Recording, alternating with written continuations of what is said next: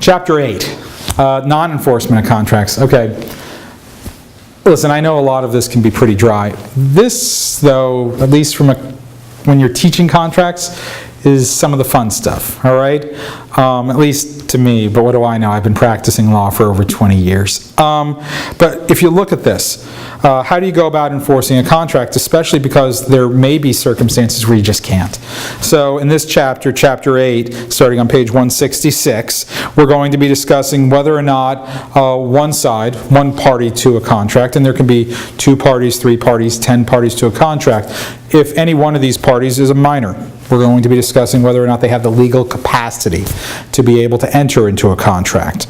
We're going to be talking about mental incapacity. The person may be an adult, but do they have the mental capacity to be able to enter into a contract like this? And we see various circumstances where you see people who may be suffering from some type of mental health condition, which make it impossible for them to understand. They may be intoxicated.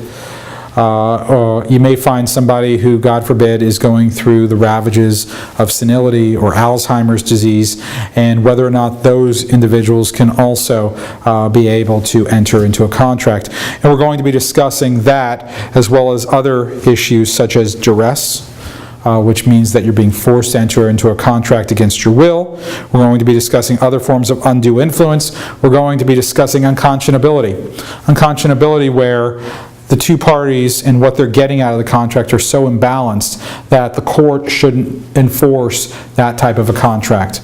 It violates our societal standards of what is right, what is appropriate.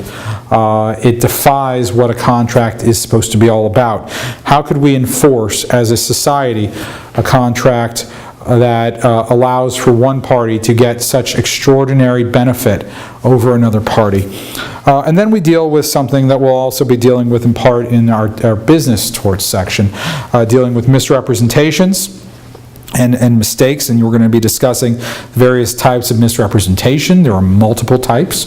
We're going to be discussing the different types of mistakes. Yes, guys, there are different types of mistakes that we're going to have to discuss.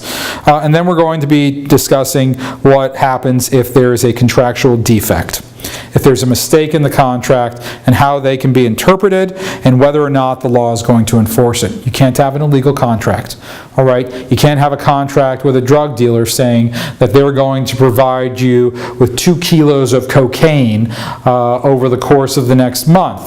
That cannot be legally enforced. Why? Because obviously cocaine is considered an illegal narcotic here in Canada, and the law cannot enforce such a contract. We're going to be discussing those types of things. We're also going to be discussing when a written contract is going to absolutely be required.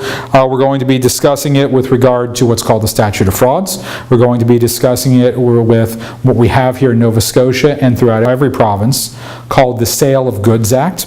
And then we're going to be dealing with, again, as we're doing throughout this entire course, managing the risks of something being held to be unenforceable. So I'm looking forward to getting this chapter started right now.